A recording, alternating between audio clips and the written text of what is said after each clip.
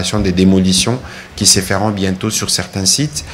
Monsieur le ministre d'État, heureux de vous recevoir à nouveau dans le cadre de cet exercice de redevabilité. Qu'est-ce que vous pouvez nous dire en liminaire des mesures qui ont été prises par le gouvernement et surtout comment vous allez vous assurer que ces mesures sont effectivement respectées dans un contexte où il est reproché notamment à certains agents de l'administration d'être à la base de la délivrance des titres sur des zones non édificantes. Merci, chers collègues, pour cette question.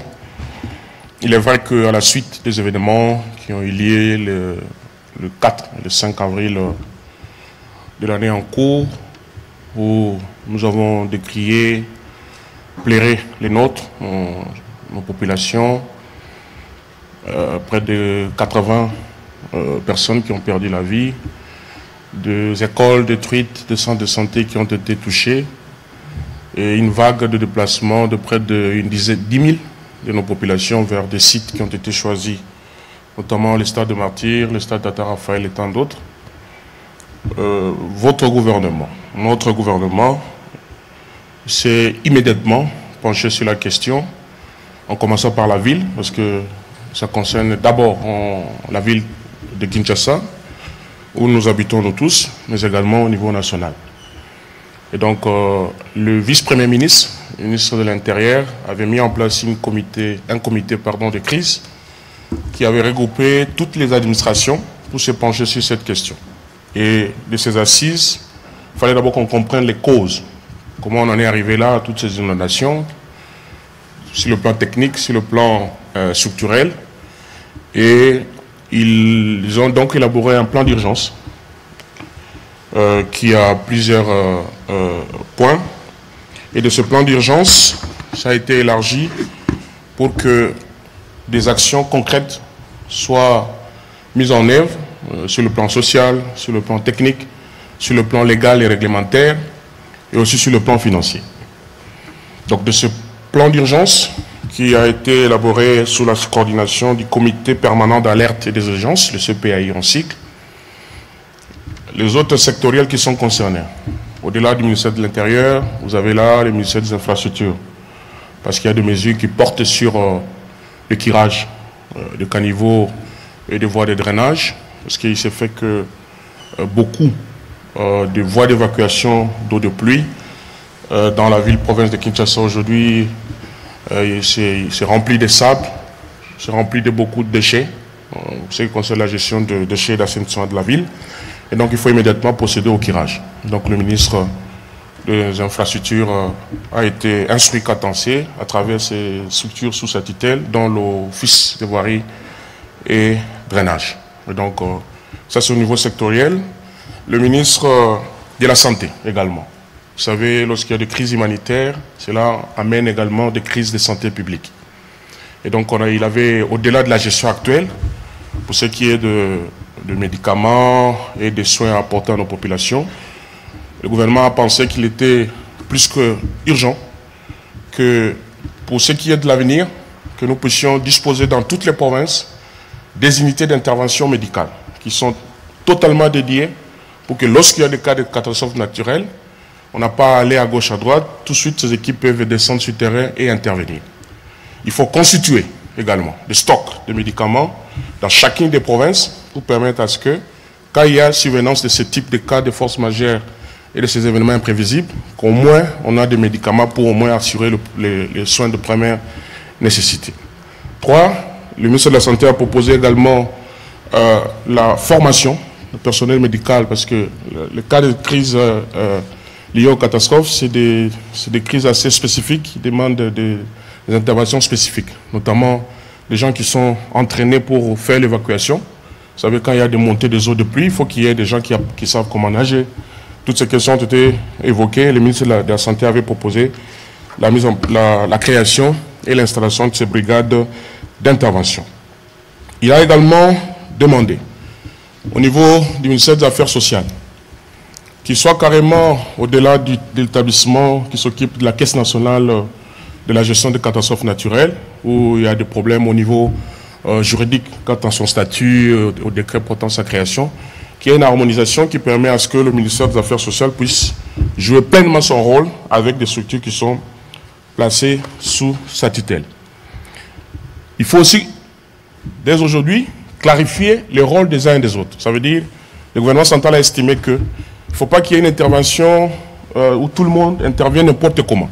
Il faut qu'il y ait un protocole établi, où on sait que quand il y a catastrophe, qui intervient en premier, suivi de qui, pour dégager la question des responsabilités. Parce que quand la prise en charge n'est pas à son rendez-vous, quand les gens ne sont maltraités, il y a les cas de malnutrition et ainsi de suite, au moins on sait qui réprimer dans les cas d'espèce.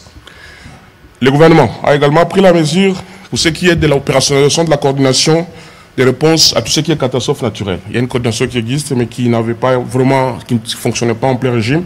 Et donc, il avait été donc décidé d'opérationnaliser cette coordination. Toujours au niveau des affaires sociales, la question de la communication.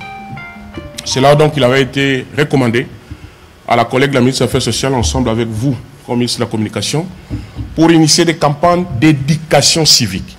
Il faut que les gens sachent que lorsqu'il y a survenance de catastrophes naturelles, comment s'y prendre. Il ne faut pas paniquer. Et tout cela, ça fait l'objet de petits apprentissages qui permettent déjà, si quelqu'un a l'information, c'est un peu comme dans l'armée. Les militaires savent que lorsqu'il y a coup de canon, il faut d'abord localiser le son d'où ça vient, parce qu'on ne fuit pas n'importe comment, de peur d'aller plus vers les dangers que de se cacher. Et donc, il y a toute une campagne qui va être organisée dans l'ensemble du pays pour que les personnes s'habituent à comment s'y prendre en cas de catastrophe naturelle. Donc, il faut une sensibilisation. Au niveau des affaires sociales, il ne faut plus qu'on s'y prenne comme ça a été le cas, où dès qu'il y a catastrophe, heureusement que nous avions des infrastructures, que le chef de l'État, le premier des sportifs, a daigné doter le pays dans le cadre des Jeux de la francophonie. Imaginons qu'on n'avait pas le stade Tata Raphaël, il n'y avait pas le stade de Martyr, encore que ça c'est Kinshasa. Qu'en est-il de la survenance de ce type de catastrophe lorsqu'il s'agit de provinces? Alors le gouvernement, en toute responsabilité, a estimé qu'il faut qu'on ait des sites dédiés uniquement pour accueillir nos compatriotes lorsqu'il y a survenance de catastrophes, et c'est là sur l'ensemble du pays, dans toutes les 26 provinces. Et avec une administration, évidemment, qui n'aura comme rôle que d'entretenir et de pouvoir s'occuper de nos compatriotes dans ce cas d'espèce. Il avait donc été rappelé, comme vous le savez, avec ce qui s'était passé sur la route de Matadi, à Mitendi. Il y avait ce cas qui avait survenu. Le chef de l'État avait immédiatement instruit notre collègue le ministre de l'Urbanisme pour la construction de logements sociaux. Bien sûr. Après l'aéroport, donc il y a près de 1000 logements qui ont été construits, qui étaient une réponse à cette crise humanitaire. La collègue, la ministre des Affaires sociales, avait également recommandé qu'il y ait une brigade de transport. Vous savez, avec ce qu'il y a eu avec la montée des eaux, il faut qu'il y ait une brigade, soit au niveau fluvial, soit au niveau routier, mais bref, qu'il y ait c'est un peu comme les corps de pompiers, un corps dédié, formé, entraîné, pour faire face en cas de survenance de catastrophes naturelles. Alors, au niveau technique, il avait donc été demandé de manière immédiate qu'on procède à la surveillance des zones dites interdites. Parce que vous savez, ce qu'on appelle les zones non aedificandi. Le constat qui a été fait, c'est que nos compatriotes eux-mêmes se choisissent où ils doivent aller s'installer. Et donc on est dans un phénomène des occupations volontaires, au lieu que ce soit le phénomène d'occupation réglementée. Donc, quelqu'un se réveille, trouve, il y a même de ceux-là qui estiment que tel espace est inoccupé, lui-même il vient, il s'installe. J'ai vécu ça, moi-même, à la Gombe, il y a une rue qui venait d'être réhabilitée, et tout de suite, les compatriotes ont installé les Maléwa, ce qui n'est pas mauvais. Mais le lien n'est pas approprié, une route qui venait à peine d'être installée, disons, réhabilitée, modernisée, et ils s'invitent d'eux-mêmes pour installer des maisons de fortune pour vendre les Maléwa. Alors qu'on sait bien que lorsque vous avez un chantier, dans les normes de construction, vous êtes censé, dans votre chantier, qu'on sache où les gens vont aller se soulager et comment ils vont manger. C'est des normes qui relèvent de normes urbanistiques, mais que les gens ne respectent pas. Et donc, renforcer ces contrôles à travers les services appropriés. Il faut également permettre à ce que la problématique de la planification. Parce que nous avons des villes, nous avons des provinces, nous avons ce qu'on appelle les entités territoriales décentralisées, cher Patrick, qui ne disposent pas de plans, qu'on appelle le plan d'aménagement, le plan d'occupation. Nous aurons l'occasion, hein, vous pouvez avancer ça, mais vous allez nous dire les réformes que vous comptez justement implémenter pour répondre à ces défis à travers la République. Au niveau du ministère de l'Environnement, la question de la gestion des déchets, tri, recyclage et gestion de ces déchets. Vous savez que partout au monde, si vous avez une usine qui fabrique des emballages en plastique, vous devez investir également dans la chaîne de gestion des déchets, soit au-delà des services de la ville ou de l'entité concernée. Vous, comme entreprise, vous devez investir dans les camions de ramassage, ce qui n'est pas le cas aujourd'hui. Et donc, les comités s'étaient aussi penchés sur cela pour que nous ayons un système de collecte régulière, de tri à la source et de recyclage. Parce que de nous-mêmes, nous constatons aussi, nos compatriotes, on jette des choses dans les caniveaux, ce qui peut faire que ça soit bouché. Nous-mêmes également, nous sommes à la base de ça en termes de construction. Vous savez qu'il y a des gens qui construisent sur les lits des rivières, qui construisent sur qui bouchent même les égouts. Il y a des endroits où, quand vous étiez petit, c'était affecté à autre chose. Vous revenez 5 ans, 10 ans après, c'est devenu un immeuble, c'est devenu un hôtel. Des fois, c'est dans les espaces inappropriés. Au niveau toujours technique, le gouvernement avait identifié un certain nombre de voiries et de routes, en tout cas qui sont d'une importance capitale pour permettre, dans le cadre du pilier numéro 3 du gouvernement, à savoir l'aménagement du territoire et assurer la connectivité maximale, que les routes, le programme de réhabilitation, je crois que vous avez vu, ce soit à Kinshasa ici, la ville est en train de faire, et notre collègue le ministre des Travaux publics a exposé sur un certain nombre de programmes de modernisation et d'accessibilité de nos routes. Et je vais revenir, comme vous avez vu, vous avez dit à la fin, pour ce qui est vraiment de l'aménagement. Ça, c'est de façon générale, cher Patrick, les différentes mesures qui ont été prises sur le plan technique. Enfin, sur le plan légal, notre collègue, la ministre d'État, ministre des Affaires foncières, a sollicité et obtenu du gouvernement l'exécution de son arrêté, l'arrêté qu'elle avait pris dernièrement, pour ce qui concerne le morcellement. On se retrouve actuellement où des maisons 5 sur 5... Demi. Et donc, le gouvernement a demandé à ce que cela soit respecté, en tout cas l'arrêté du 20 février 2025. C'est ma collègue, la ministre des Affaires foncières. Ils ont également rappelé la descente qu'ils avaient effectuée avec le collègue, le ministre de l'Humanisme, pour aller visiter les sites à problème. Et le gouvernement a demandé à ce qu'elle avait sollicité à la 23e réunion du Conseil des ministres, qu'on puisse procéder immédiatement à la destruction de tous les ouvrages qui se trouvent dans les sites qui ont été qualifiés conformément au plan comme des sites à risque. Et donc, le gouverneur de la ville, il avait donc été demandé à notre collègue, le ministre, le VPM intérieur, pour que immédiatement que le gouverneur de la ville puisse se pencher sur cette question pour procéder à la destruction de ces constructions anarchiques. Et toujours au niveau légal, le secteur de l'aménagement du territoire, nous allons y revenir, avait posé le problème de la problématique de la réglementation dans le secteur de l'aménagement qui souffre aujourd'hui d'un cadre normatif. Et donc la loi sur l'aménagement du territoire, le gouvernement a demandé que ce processus qui est encore en cours au niveau de l'Assemblée puisse être achevé afin que la loi sur l'aménagement du territoire retourne au chef de l'État pour sa promulgation.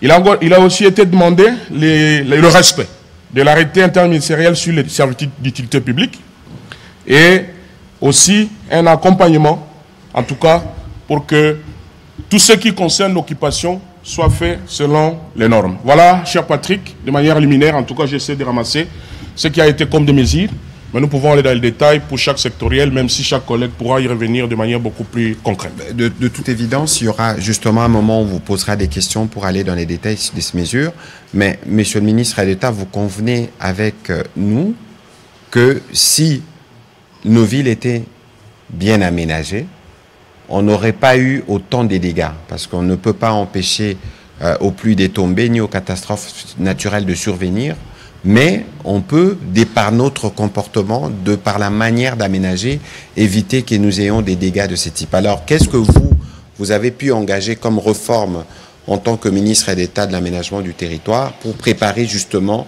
les pays à avoir un cadre d'aménagement bien respecté de tous? Merci, chers collègues. Comme vous le savez, les territoires font partie des éléments constitutifs d'un État. L'État a 4 éléments, que vous le savez très bien. Vous avez un pouvoir politique qui est assis sur une population. Et cette population, on les trouve sur un territoire. Et ce pouvoir doit faire l'objet d'une reconnaissance sur le plan national et international, ce qu'on appelle la souveraineté. Et donc, les territoires qui est mal aménagé, un territoire où la population, en termes d'activité ou en termes d'occupation, si elle n'est pas faite conformément à une planification, la conséquence que nous allons avoir, c'est l'anarchie. C'est ce que nous vivons aujourd'hui, où chacun se permet de faire ce qu'il veut faire, que ce soit des projets publics, que ce soit des projets privés, qui ne respectent aucunement quoi que ce soit. Ce secteur qui a débuté son processus de la réforme depuis 2017, et on doit rendre un hommage au chef de l'État, qui a fait de ce ministère le ministère d'État. C'est pour la toute première fois où l'aménagement a été érigé et élevé au rang du ministère d'État. Ça veut dire que ça montre l'importance que le chef de l'État a accordée à ce secteur. Et tout de suite, on s'était mis au travail. Nous avons donc eu, au mois de juillet 2020, un outil extrêmement important qui est la politique nationale d'aménagement du territoire, qui n'est rien autre que, vous savez, l'aménagement d'un territoire, cela dépend de ce que nous on veut faire de ce territoire. Mais donnez-nous des exemples concrets pour qu'on comprenne c'est quoi. On parle d'aménagement, on parle d'urbanisme, on parle d'affaires foncières, mais quelle est la spécificité et l'importance justement de ces ministères que le président de la République a bien voulu élever au rang des ministères d'État? Alors, au-delà de l'ordonnance portant attribution des ministères, vous êtes d'ailleurs concerné, chaque ministère a ses attributions. L'urbanisme concerne, comme le mot le dit, le milieu urbain, donc au niveau des villes.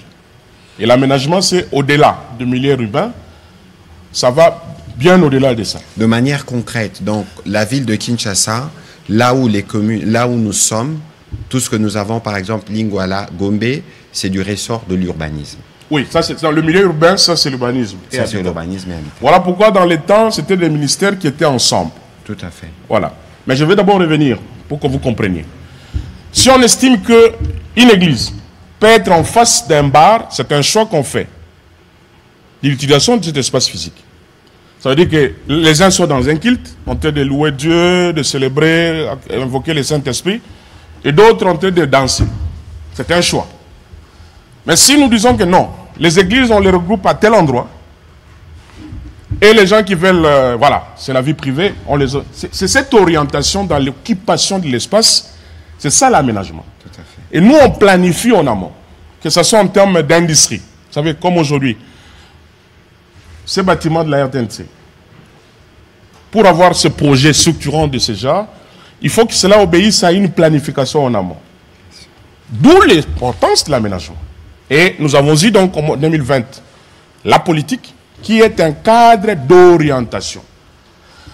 À part la politique, on a constaté que depuis 1957, on n'avait pas un cadre normatif. Ça veut dire qu'il n'y avait pas de loi, à part les décrets sur l'urbanisme, mais qui en réalité n'étaient pas sur l'aménagement. Et donc, le chef de l'État, à travers le gouvernement de la République, s'est penché sur cette question. Et aujourd'hui, je vous ai dit qu'il y a ce projet de loi qui est au niveau de l'Assemblée nationale, donc au niveau du Parlement dont on attend. Donc on pourra y revenir pour en parler un peu plus sur ce que cette loi va changer dans la vie des Congolais. Troisièmement, c'était au-delà des provinces, au-delà des villes, comme des ETD, il faut permettre à ce que les provinces, Patrick, tout projet de développement, au niveau des provinces, au niveau des ETD, donc au niveau des territoires, au niveau des secteurs, doit faire l'objet d'une planification qu'on appelle soit les plans provinciaux d'aménagement, il y a les plans locaux d'aménagement et des plans simples d'aménagement du territoire.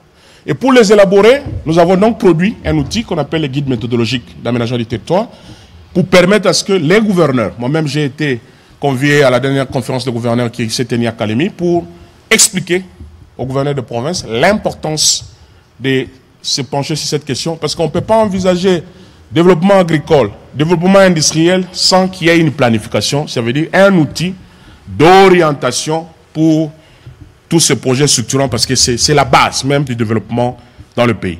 Et le quatrième outil, cher Patrick, le gouvernement a produit, c'est le schéma national d'aménagement du territoire, dont j'ai lancé l'atelier de validation hier, mais il nous fallait 2 ans pour élaborer 2 études importantes, à savoir l'étude sur le capital forestier et le potentiel agricole. Donc aujourd'hui, tous ces outils sont prêts, il ne nous reste que la loi.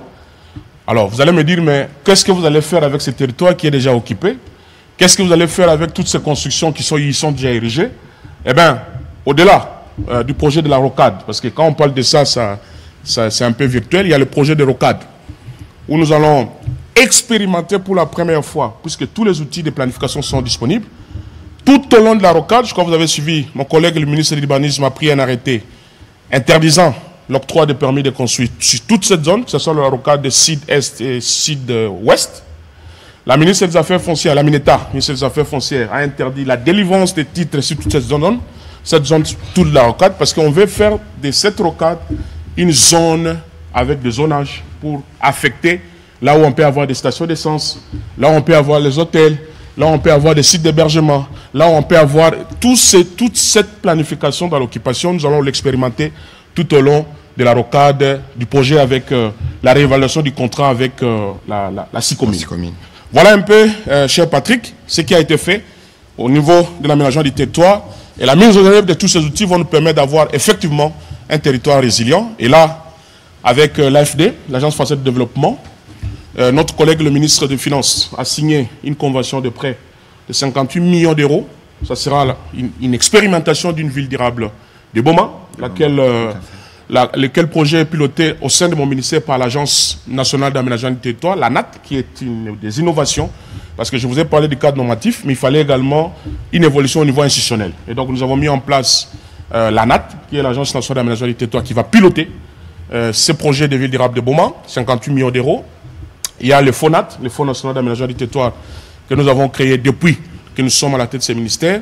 Nous avons l'ONAT, qui est l'Observatoire national d'aménagement du territoire, qui est l'équivalent de l'OVG, donc l'Observatoire Volcano de Goma, qui, au sein de l'ONAT, vous aurez des OPJ, des officiers de police judiciaire à compétences restreintes, qui auront pour rôle, après avoir prêté serment devant le procureur de la République, d'aller constater comment se font les occupations. Et donc, si on trouve un ouvrage, prenons qu'un endroit qui était affecté pour un terrain de football, un individu a un permis pour construire un immeuble de 10 étages, eh bien, on va faire surseoir immédiatement ce projet parce que ça ne correspond pas à la planification et à l'affectation de cet espace. Et la loi qu'on attend va bouleverser nos vies parce qu'il y a une notion moderne du droit pénal de l'aménagement du territoire où, cher Patrick, l'inobservance des règles de planification spatiale, si jamais cette loi est promulguée, est élevée au même rang, au même titre qu'une incrimination au droit pénal. Donc tu peux faire l'objet d'emprisonnement, tu peux faire l'objet de paiement des amendes et tant d'autres sanctions. Voilà ce qui va arriver si jamais ces outils se mettent en place. Voilà, merci beaucoup, Monsieur le ministre d'État, pour ces éléments que vous avez apportés, à la fois sur les mesures qui ont été prises pour nous assurer que nous prévenons, en tout cas, plus de sinistrés en cas de survenance de catastrophes naturelles, mais aussi ce que vous faites en termes de réformes dans les secteurs de l'aménagement du territoire, qui est en fait des secteurs englobants, à la fois l'urbanisme et les affaires foncières, et ce qui définit d'ailleurs notre manière de vivre sur les territoires. Alors, on va commencer la série des questions avec M. Pichou Moulumba, qui sera suivi de M. Patrick Lacoué.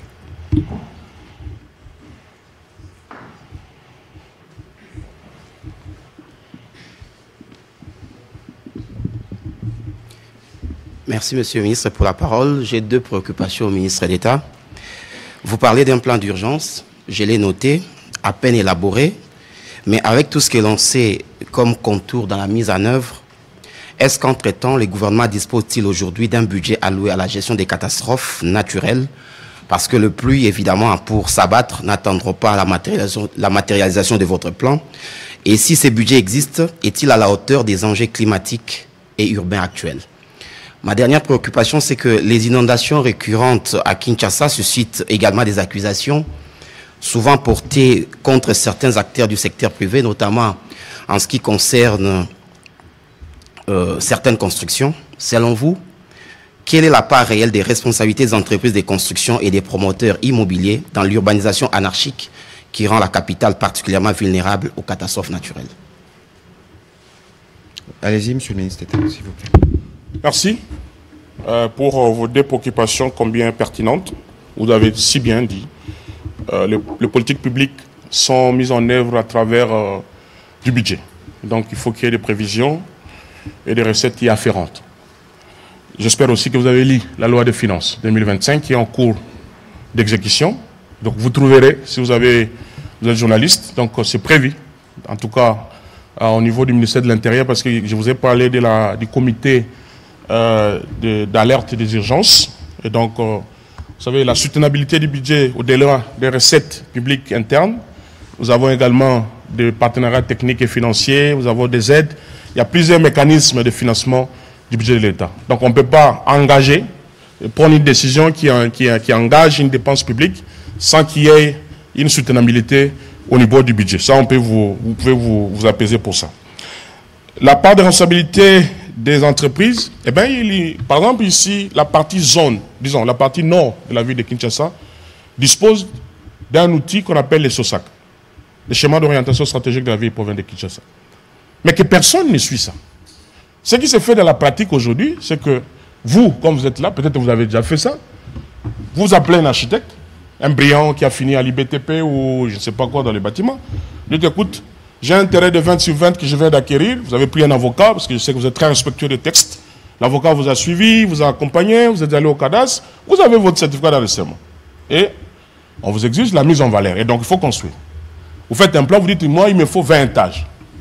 L'architecte vous dessine 20 étages, il va sur internet, prend les photos, il fait avec l'intelligence artificielle aujourd'hui, il suffit de dire produisez-moi un plan de 20 étages. Je crois que certains métiers vont disparaître, y compris les avocats aussi, hein, avec le temps, parce que avec l'IA, on ne sait jamais.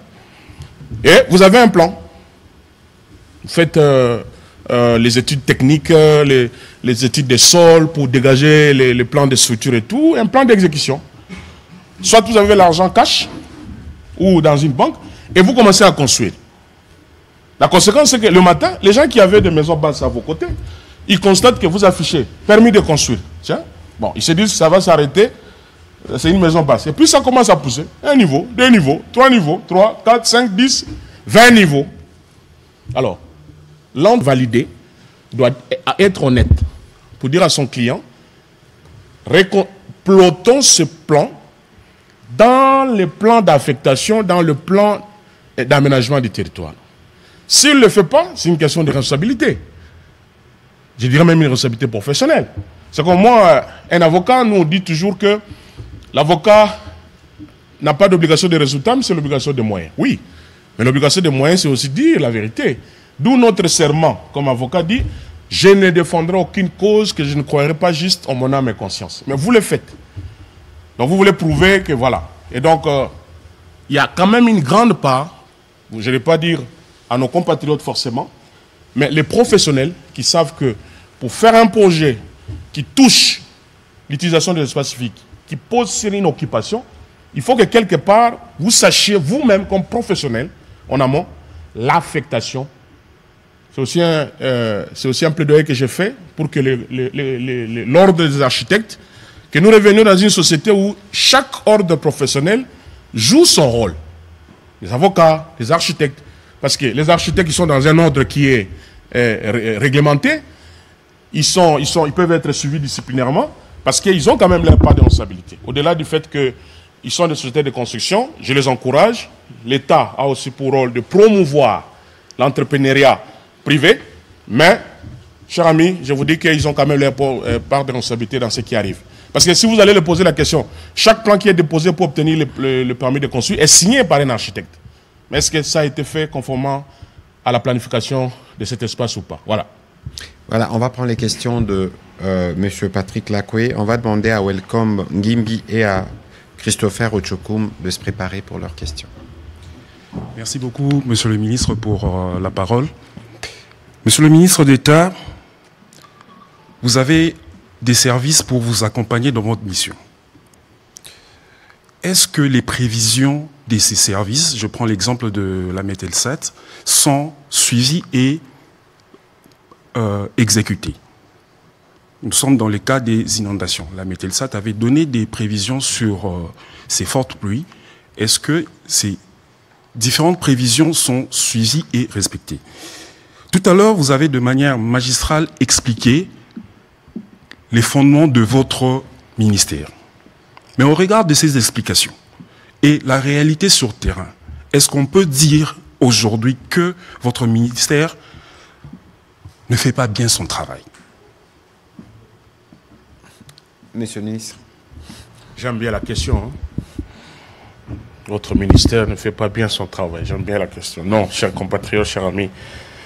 D'abord, oui, Metelsat, c'est un organe technique qui est sous la tutelle du gouvernement. Je crois que c'est le ministère de la Recherche scientifique, si je ne m'abuse pas, qui a la tutelle.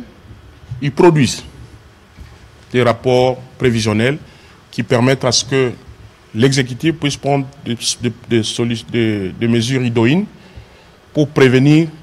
Mais au-delà de Metelsat, aujourd'hui, j'ai la joie de vous informer que notre pays a accédé au GEO. GEO, c'est le groupe d'observation de la Terre, qui est une organisation internationale qui regroupe une centaine de centres de recherche qui s'occupent de tout ce qui est produit de données géographiques sur la Terre. Et donc, grâce au leadership de son Excellence, c'est peut-être le chef de l'État aujourd'hui, parce que c'est le ministère de l'Aménagement qui pilote ça, l'accession à cette organisation nous permet d'avoir des données fiables auprès de la NASA et tant d'autres grands centres de recherche. Donc nous allons, dans les jours à venir, parce que là on est en train de mettre les GEO-RDC, qui va nous permettre avec le GEO-portail, et c'est aussi des innovations qui sont au niveau de l'aménagement du territoire, pour nous permettre d'avoir des données. Donc, il y a des prévisions certes, mais je vais vous donner par exemple un cas. La rivière Ndjili qui se jette sur le fleuve Congo, il nous avait été expliqué par les techniciens qu'en 2002 avait une largeur de 64 mètres. Aujourd'hui, il n'y a que 24, 22 ou 24. 24. Donc il y a 40 mètres où l'homme, nos compatriotes, ils se sont invités à aller remblayer la rivière Ndjili, ce qui fait que la quantité d'eau qui vient pour se jeter dans le fleuve ne supporte plus cette voie d'évacuation. Le passage rétrécit, donc on était à 60, on est réduit à 20, donc vous voyez que la largeur ne tend plus celle qu'elle était, donc la tendance pour les eaux, c'est de déborder. Et en même temps, vous savez qu'à chaque construction qu'on érige, il y a une quantité d'eau qui se jette sur cette construction-là. Mais il faut qu'il y ait, c'est pas pour rien qu'il y a, on met toujours les gouttières ou les voies d'évacuation, tout ça c'est calculé pour qu'on sache la quantité d'eau et son évacuation. D'où ça nous avait même été proposé le système d'étiage. C'est comme un peu, on met, pour commencer à surveiller, dès qu'on atteint tel centimètre, on peut faire des alertes. Voyez-vous? Et donc, au niveau de notre service, au niveau de l'aménagement du territoire, nous avons ce service-là avec la GEO qui va nous permettre à ce que nous puissions vraiment nous pencher sur cette question des données fiables qui permettent d'anticiper et surtout la question de gestion de catastrophes. C'est très très important. Je ne sais pas si il y avait encore une deuxième question sur...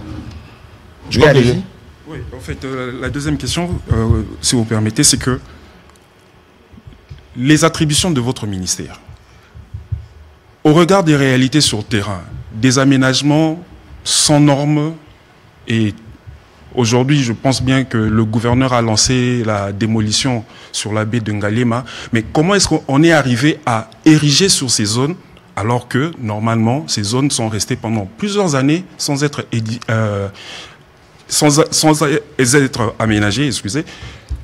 Alors, pourquoi ces cas-là, alors qu'il y a un ministère d'aménagement du territoire qui doit prévoir des zones d'édification?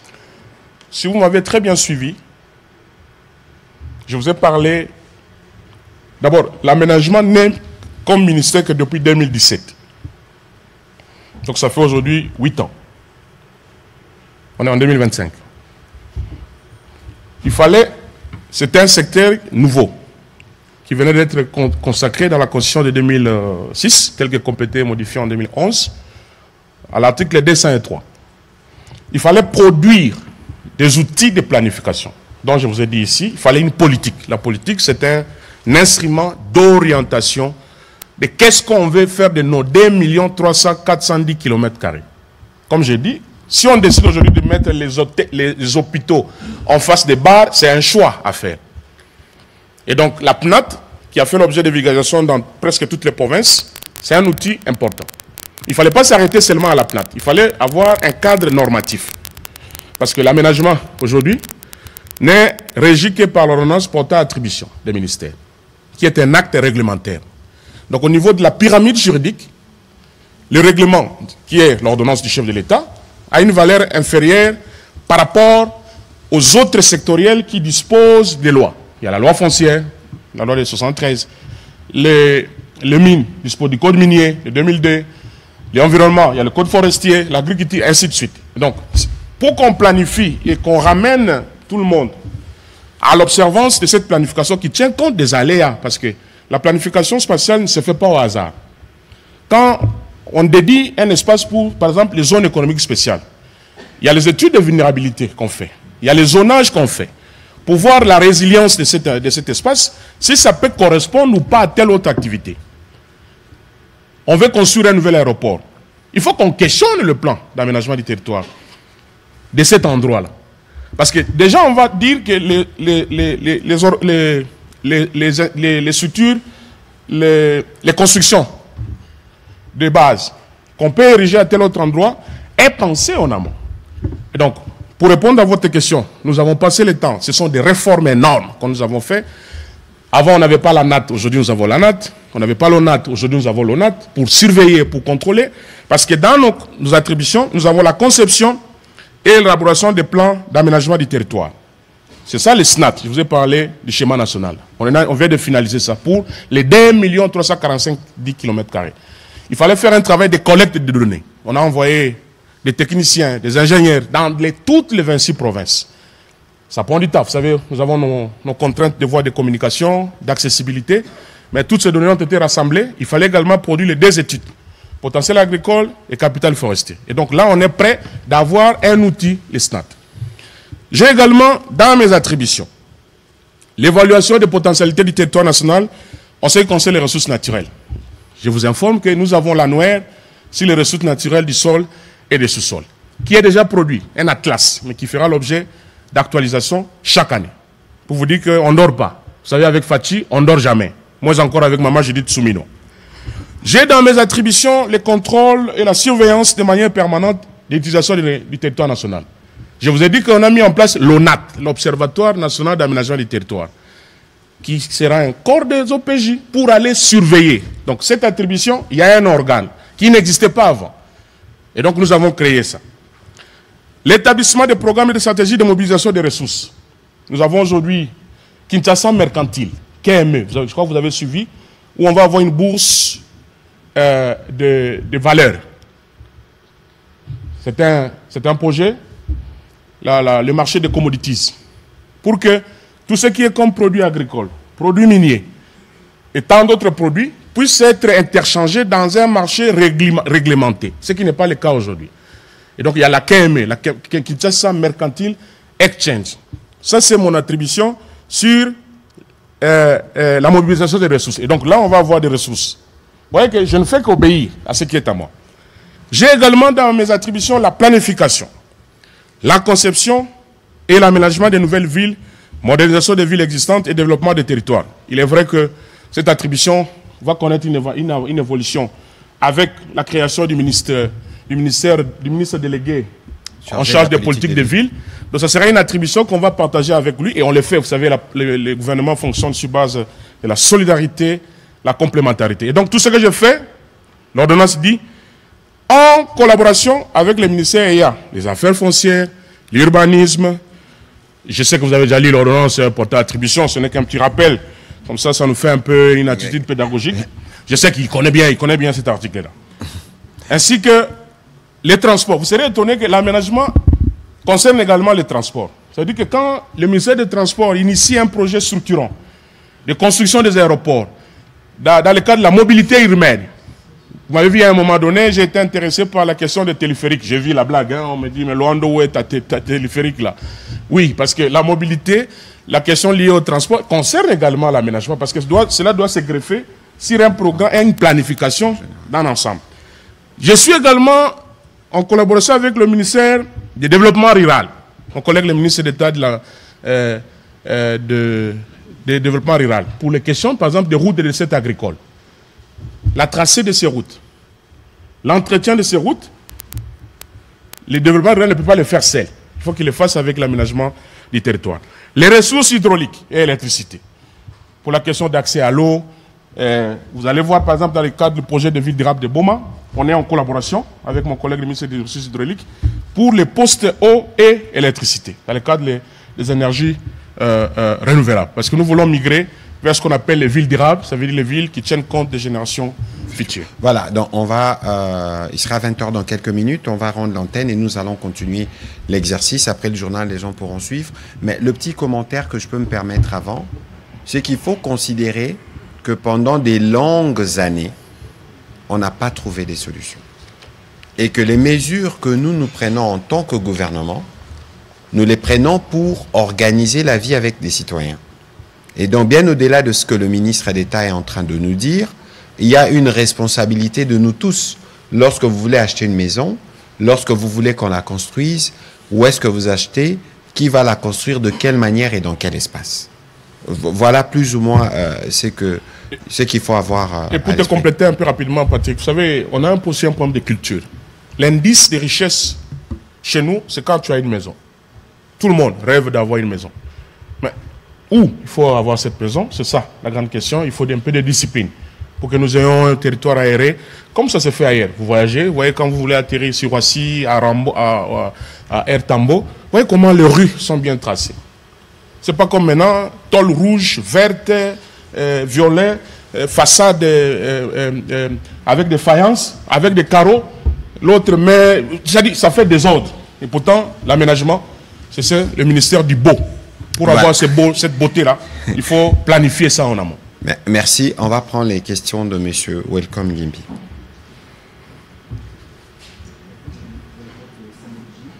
Quelques petites questions au ministre d'État, Guy Luando. La première, c'est, il est clair que dans un futur proche, les habitants des zones à risque seront d'ici là déguerpis afin de faciliter la meilleure délocalisation, une délocalisation en douceur. Qu'est-ce qu'a prévu le gouvernement pour cela? Est-ce qu'il y a des sites prévus pour héberger temporairement ces derniers? Et puis la deuxième question, vous l'avez évoqué sommairement au sujet de la gestion des déchets, qui par ailleurs en 10,05 a été adopté en 2011, mais qui souffre de son application.